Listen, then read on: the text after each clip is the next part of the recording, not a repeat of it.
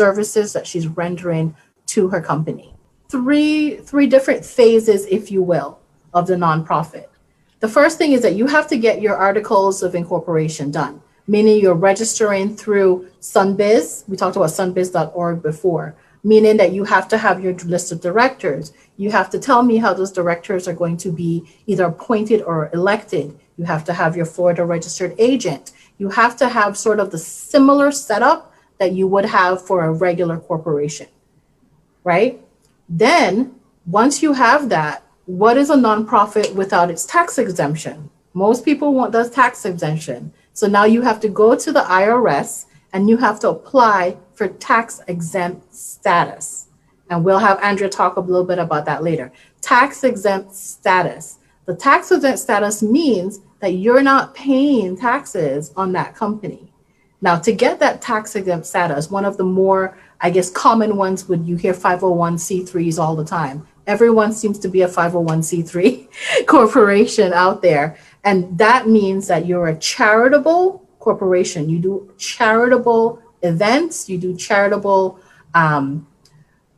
incidences, you work in a charitable way. And the IRS has very, very specific definitions of what they consider charitable. Now, not every nonprofit is a 501c3. They're not simultaneous. They're not interchangeable, I should say. 501Cs, there's about 20 something different 501Cs. Just the charitable one is the 501c3. The other common one that I see is 501c6s, which are organizations, chambers of commerce, which I work a lot with chambers of commerce. So those are sort of the ones that are more popular. But don't think, okay, I want a 501c3.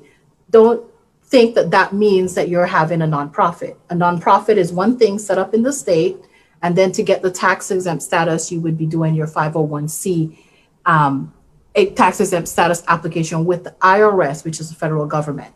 One other thing that I want to mention that in terms of the setup phase of your nonprofit is that if you are going to be soliciting funds, if you're going to be asking people for money, you must fill out a solicitation application with the Department of Consumer Services, the Florida Department of Consumer Services. This is a fairly recent endeavor from the state of Florida. They want to track who you're asking money from, but that's basically what it is. They want to track.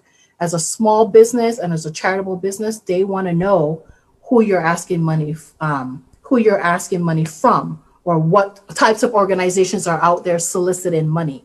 So that is sort of the 1, 2, 3 setup. Very, very basic. Of course, some of this can change depending on your specific needs, but that's sort of the 1, 2, 3 setup. You do your articles of incorporation, you get that tax exempt status, and then you go ahead and you do that solicitation application.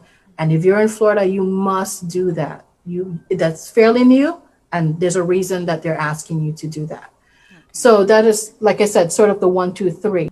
The content on Minding Your Business is for informational and educational purposes only and should not be construed as specific legal advice. This show discusses general legal issues affecting business owners. Opinions of the guests are not necessarily that of the show. If you need assistance with your specific legal issue, please consult with a licensed attorney.